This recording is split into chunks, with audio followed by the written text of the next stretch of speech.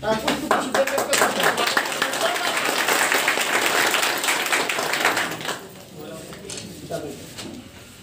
आपकी तरफ से स्वागत करते हैं। प्रार्थना करते हैं कि दीर्घायु रहें, स्वस्थ रहें और जो इनका इतिहास रहा है, जहाँ जहाँ रहे हैं वो ब्लॉक अव्वल रहा है। मेरे ब्लॉक को भी सर आप अव्वल शुभकामना पूरे परिवार मैंने जिया खड़ा परिवार की तरफ से हम लोगों की है और बीओ साहब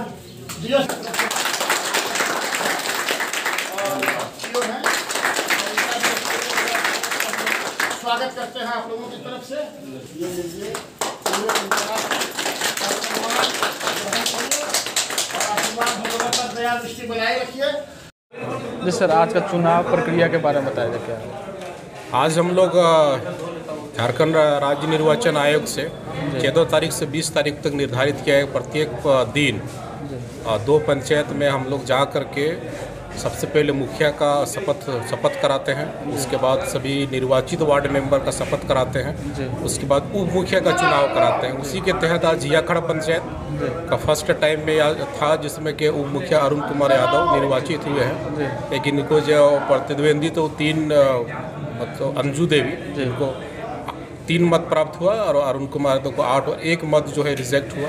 इस तरह हम लोग अरुण कुमार यादव को निर्वाचित घोषित करते हुए प्रमाण पत्र दिए और शपथ दिला करके प्रोग्राम समाप्त हुआ। और अभी जस्ट अब इसके बाद डहुआ पंचायत में है, आज 2 पंचायत है और कल फिर ये लखोरिया में है और डकाय पंचायत में, और ये 20 तारीख को फिर ख़त्म हो जाएगा। जी सर, नाम और पद नाम बताइए सर। मेरा नाम प्रखंड मोहम्मद जहूर आलम, प्रखंड विकास पदाधिकारी सारवा, सह निर्वाचित पदाधिकारी उप मुखिया। धन्यवाद सर। जी, आपका शपथ ग्रहण अब हो गया है, शपथ ग्रहण हो गया, आगे का विजन क्या है, प्लान क्या है आगे का? आज 2022 में जो राज्य के चुनाव कमीशन ने चुनाव करवाया जी, जिसका रिजल्ट हम लोगों को 1/6/2022 को मिला और निर्वाचन आयोग के निर्देश के आलोक में आज हमारे प्रखंड विकास पदाधिकारी सम्मानित जहूर आलम साहब ने मुखिया हमारे वार्ड मेंबर्स को शपथ दिलाई पद और गोपनीयता की, और फिर उसके बाद संवैधानिक तरीके से उप मुखिया का भी चुनाव संपन्न हुआ, उन्होंने भी शपथ ग्रहण किया। और इस प्रकार आज के दिन से हम लोग विधिवत मुखिया के रूप में, उप मुखिया के रूप में और वार्ड मेंबर के रूप में अधिकृत हो गए। इसके पहले हम लोगों को जनता ने चुना था, सरकार ने सर्टिफिकेट दिया था, लेकिन पद और गोपनीयता की शपथ के अभाव में हम लोग पूर्ण रूप से मुखिया नहीं बने थे। आज हम लोग पूर्ण रूप से काम करने के योग्य हो गए। तो पंचायती राज की जो अवधारणा रही है कि ग्राम सभा को विश्वास में लेकर के ग्राम पंचायत का विकास करना है, जो भी समस्याएं ग्राम के अंदर में हैं वहाँ के लोगों के साथ बैठ करके उन समस्याओं को समझना है और उसका निराकरण क्या होगा उन्हीं लोगों के साथ मिल बैठ करके उसका समाधान ढूंढना है। और फिर हमारे विभागीय जो पदाधिकारी हैं, जो ब्यूरोक्रेट्स हैं, उन लोगों के सहयोग से जो सरकार पैसा देती है, जो सरकार का डायरेक्शंस रहता है, उन सारी चीज़ों को मिला करके हम लोग विकास का काम करते हैं और जनता की आकांक्षाओं को पूरा करने का प्रयास करते हैं। सबसे मूल बात है कि जो राजीव जी की अवधारणा थी कि शासन की ताकत जनता तक पहुँचे, पंचायत उसमें एक बहुत बड़ी कड़ी है। और राजीव जी के प्रयास से आज पंचायतों को संवैधानिक दर्जा प्राप्त है। अब पंचायत का चुनाव समय पर कराने के लिए सरकार बाध्य है और पंचायत के अंदर में जो विषय रखे गए हैं, लगभग 28 विषय रखे गए हैं, सारे विषयों पर काम करने का सरकार ने अभी अधिकार नहीं दिया है।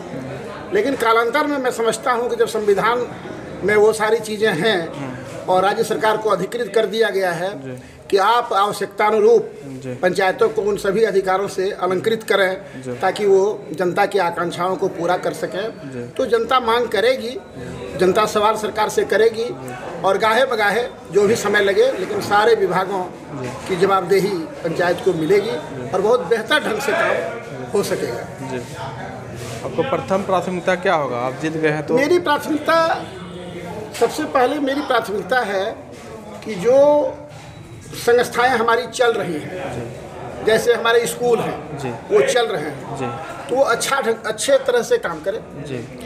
जो हमारे स्कूल हैं उसमें कहाँ स्ट्रक्चर है, कहाँ पे नहीं है, कहाँ पे बिल्डिंग खराब है, कहाँ पे नहीं है, कहाँ पे शौचालय बना है, कहाँ पे नहीं बना है, कहाँ पे मिड डे मील सही ढंग से संचालित हो रहा है, कहाँ पे नहीं हो रहा है, कहाँ पे ग्राम शिक्षा समिति काम कर रही है, कहाँ पे नहीं कर रही है, कहाँ पे शिक्षक ठीक से पढ़ा रहे हैं, कहाँ पे नहीं पढ़ा रहे हैं, कहाँ शिक्षकों की कमी है, कहाँ पे नहीं है। इन सारी चीज़ों को हम लोग गाँव में जा करके हर स्कूल का विजिट करके उसको हम लोग देखेंगे और शिक्षा की व्यवस्था को दुरुस्त करने के लिए हम अपने जो ऊपर के प्रखंड स्तर के जो पदाधिकारी हैं उनसे भी बात करेंगे, ज़रूरत पड़ेगी तो उनके ऊपर के भी जो पदाधिकारी हैं उनसे भी बात करेंगे। और सबसे पहले जो संस्थाएं हमारी एजुकेशन विभाग की चल रही हैं उसको हम मजबूत करेंगे, कहा कि बच्चे हमारा भविष्य है, वही हमारे देश का भविष्य है, वही हमारे देश की रक्षा कर सकता है, वही हमारी संस्कृति को बचा सकता है, वही हमारे संस्कार को बना सकता है। इसलिए मेरा पहली प्राथमिकता होगी शिक्षा पर फोकस करना। दूसरी प्राथमिकता हमारी होगी ये जो पेयजल की सुविधा, सारे लोगों को शुद्ध पानी की सुविधा मिले, सरकार की भी सोच है और उसी के चलते सरकार ने जल नल योजना चलाई है और जगह जगह पे काम हो भी रहा है। बहुत जगह पर वाटर सप्लाई स्कीम लागू हुआ है और हमारे यहाँ जहाँ पे नहीं हुआ है हम उसको प्राथमिकता देंगे। और छोटे छोटे जो गांव कस्बे हैं, 2 4 10 घर जहाँ उसको हम वाटर सप्लाई स्कीम से आच्छादित नहीं कर सकते हैं, वहाँ पे जो हमारे यहाँ 15वां वित्त का फंड आता है उसे हम पानी का टंकी बना करके सोलर ऊर्जा से या जेट पंप से उसको संचालित करवा करके वहाँ पे हम पेयजल की सुविधा हम ये सुनिश्चित करेंगे कि हर घर को शुद्ध पानी मिले। तीसरी बात है कि बिजली एक आवश्यक अंग बन गया है। बिजली अब लोगों की एक आवश्यकता बन गई है, उसके बिना रहना, जैसे बाल बच्चे के बिना लोग नहीं रह पाता है, उसी तरह बिजली के बिना अब रहना संभव नहीं है। तो बिजली कैसे हमारे यहाँ सुधरेगी ये हमारे स्तर की चीज़ नहीं है, लेकिन जो समस्या हमारे यहाँ है उसको हमारे संयोग से हमारे बहुत ही लोकप्रिय विधायक हैं माननीय बादल जी, जो अभी संयोग से मंत्री भी हैं, उनसे भी बात करेंगे, बिजली विभाग से बात करेंगे और हम चाहेंगे कि हमारे पूरे ज़िले में बिजली की ज़्यादा आपूर्ति हो और ज़्यादा से ज़्यादा लोगों को बिजली मिले। बिजली वितरण में जहाँ पे पोल, जहाँ पे तार और जहाँ पे किसी चीज़ की असुविधा है वो दुरुस्त हो, ये हम चाहेंगे। और मेरा जो खास करके जियाखड़ा पंचायत जहाँ का उत्तरदायित्व हमको यहाँ के लोगों ने दिया है वो कोयरी डोमिनेटेड एरिया है। कोयरी जाति का एक स्वभाव होता है कि वो खेती पर निर्भर करते हैं और इतनी अच्छी खेती करते हैं हमारे यहाँ कि वो जो फसल उगाते हैं सब्जी, वो चितरंजन जाती है, गिरिडीह जाती है, धनबाद जाती है, बोकारो जाती है, देवघर जाती है, सब जगह जाती है। तो उन लोगों को हम ज़्यादा से ज़्यादा कैसे लाभान्वित कर सकें। अगर उनको कुआं की ज़रूरत है तो वो हम देंगे, अगर उनको तालाब की ज़रूरत है वो मंत्री जी से मिलकर हम वो उसकी आवश्यकता की पूर्ति करेंगे, अगर डीप बोरिंग की ज़रूरत है तो वो हम करेंगे। हम सुनिश्चित करेंगे कि उनके खेतों को पानी मिले और उनका जो प्रोडक्शन हो उसके लिए एक कोल्ड स्टोरेज की बहुत आवश्यकता हमारे यहाँ है। वो हम अपने पंचायत के अंदर में जगह सुनिश्चित करके वो अपने मंत्री जी के प्रयास से हम उसको निश्चित तौर पर करवाएंगे ताकि वहाँ सब्जी का भंडारण हो और जब अच्छी कीमत मिले तो वहाँ से हमारे किसान सब्जी निकाल करके बेचें और अच्छा पैसा कमावें। किसान की स्थिति जब तक सुधरेगी नहीं, अभी भी 70 से 75% किसान मौजूद हैं और उनकी जीविका खेती पर चलती है, किसानी पर चलती है। उसको जब तक हम लोग मजबूत नहीं करेंगे तब तक उन किसानों के बच्चे पढ़ लिख नहीं पाएंगे, उनके घर की जो बीमारी है वो दूर नहीं हो पाएगी, वो अच्छा कपड़ा नहीं पहन पाएंगे, वो अपना अच्छा जीवन बसर नहीं कर पाएंगे। इसलिए खेती को तो हम मजबूत करने का हमने एक अपना उद्देश्य रखा है और हमारे यहाँ बहुत अच्छे किसान हैं, सभी लोग हैं अच्छे किसान हैं।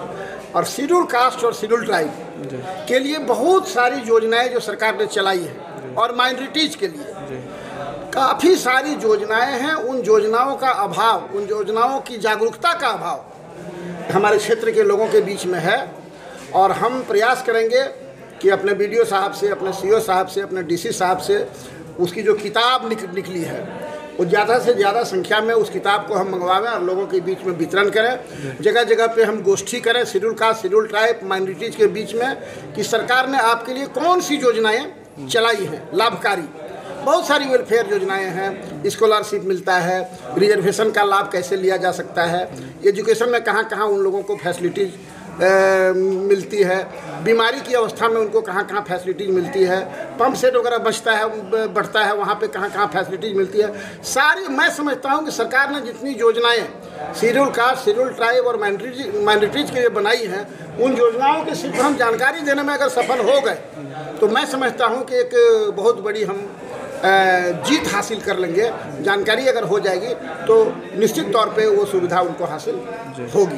ये काम मैं करूँगा और बहुत सारी छोटी छोटी चीज़ें हैं। आपका प्रधानमंत्री आवास है, बकरी शेड है, मनरेगा में बहुत सारे काम हैं। वैसे अभी जो सरकार हमारी भारत की है, मनरेगा को कमज़ोर करने का प्रयास हो रहा है, जो निंदनीय है।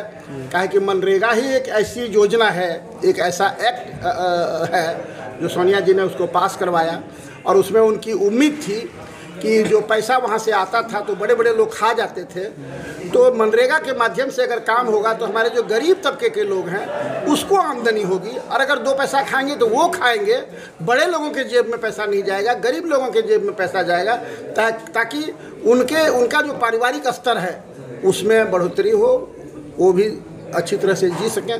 लेकिन जो जिस तरह से सिस्टम चला मनमोहन सिंह जी के समय में 8 में योजना शुरू हुई, 14 तक चली, और 14 के बाद जो योजना चल रही है उसमें जिस तरह से पैसे की कमी होती है, सिस्टम को इतना पेचीदा कर दिया जा रहा है कि लोग ठीक ढंग से काम नहीं कर पा रहे हैं, उसका फलाफल उतना नहीं मिल रहा है। हम लोग आंदोलन करेंगे और मनरेगा को मजबूत करने का हम लोग प्रयास करेंगे। बहुत फ़ायदा है मनरेगा से जितनी सारी योजनाएं हम लोग कर सकते हैं, खेत का समतलीकरण हो, पोखरा बनाने का काम हो, बागवानी का सबसे महत्वपूर्ण काम है फलदार वृक्ष। हमारे यहाँ 105 एकड़ में लगभग फलदार वृक्ष BDO साहब लगवाए हैं, जो अभी देखने में मन हरा हो जाता है। वो वृक्ष तो हरा है ही, मन भी हरा हो जाता है। तो बागवानी का काम है, इस तरह से बहुत सारे काम है, उसको हम करवाने की कोशिश करेंगे। और मैं सकारात्मक सोच का व्यक्ति हूँ, मेरा नज़रिया कंस्ट्रक्टिव है।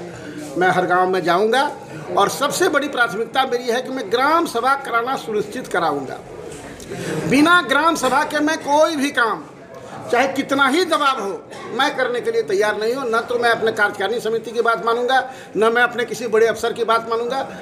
मैं उसी की बात मानूंगा जो ग्राम सभा हमको कहेगी, उससे बाहर मैं जाने वाला नहीं हूँ। क्योंकि मैं जनता का प्रतिनिधि हूँ, जनता के वोट से मैं जीता हूँ। जनता जब चाहेगी मुझे कुर्सी से उतार देगी, दूसरा मुझे उतार नहीं सकता। तो मैं जनता के विश्वास को ठेस नहीं लगने दूंगा।